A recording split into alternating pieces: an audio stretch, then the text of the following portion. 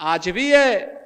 कुछ लोग हैं कहेंगे खाएंगे रहेंगे हिंदुस्तान में, खाएंगे हिंदुस्तान में, लेकिन वंदे मातरम गाएंगे नहीं।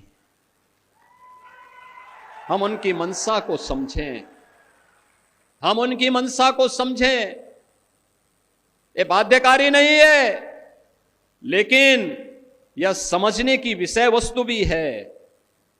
जो लोग वंदे मातरम का विरोध कर रहे हैं वे भारत माता का विरोध कर रहे हैं। यह किसी व्यक्ति के लिए नहीं,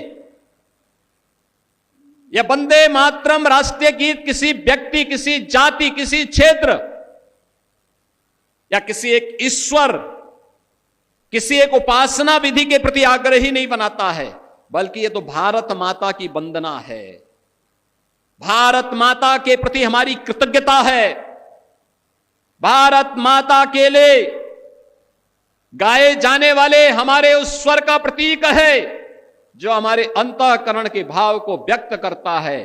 और यह सच है, हमने देवी के 3 रूपों को महादुर्गा, महासरस्वती और महालक्ष्मी के रूप में ही पूजन करके भारत और भारतीयता को आगे बढ़ाने की शक्ति अर्जित की है। तो स्वाभाविक रूप से वंदे मातरम के माध्यम से भी इस सस्य श्यामला मातरम की इस भाव को ध्यान में रख करके हमने उसे महादुर्गा, महालक्ष्मी और महासरस्वती के रूप में उसकी वंदना करके भारत के प्रत्येक नागरिक से यह आग्रह किया है कि वह वंदे मातरम के साथ जुड़े, भारत की राष्ट्रीयता को मजबूती प्रदान करें।